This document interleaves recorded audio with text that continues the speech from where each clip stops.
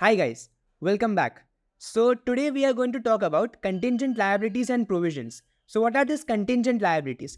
Basically the word contingent, what it means is an event that is still not occurred.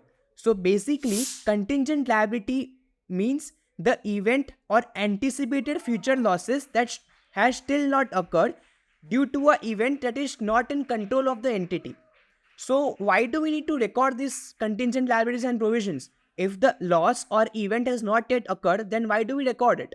Let's take a simple example for this. Back when we were young, when we knew that we are going to score less marks in our exams and the open house was near, we started giving hints to our parents that we will have scored less marks to avoid the burden on the open house day, right? In the same way, companies also need to account for this anticipated future losses and let the stakeholders or the shareholders know that in the future there might have to occur some losses.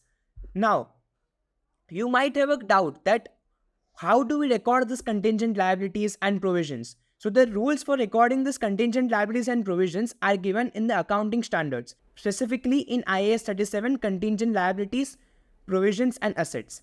Whenever there is a criteria or there is a rule that at what amount of time or at what period of time you need to record this contingent liability. So when the liability is virtually certain, or when the cash flow is virtually certain or the loss is virtually certain, you have to record a liability.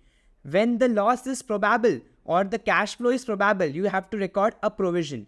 And when the cash flow is possible or the cash outflow is possible, you record a contingent liability.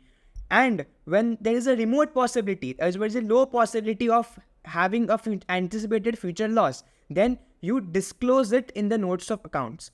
Let's take a simple example for this. So let's say you are the owner of Flipkart company and I ordered an iPhone 15 from you, and instead of the iPhone 15 I get some other phone or nothing in it.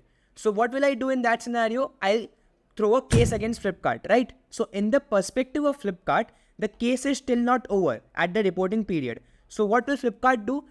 It has the anticipation that in the future I will have to pay my customer this much amount of money. What happens is Flipkart will record a contingent liability or a provision according to the possibilities in the financial statements. Why do we do that? To let the stakeholders know that in the future we have to pay some amount of money or anticipated loss that we are still yet to pay. So basically what provisions and contingent liabilities are, in simple words, any anticipated future losses due to an event that has still not occurred and the event is not in wholly control of the entity.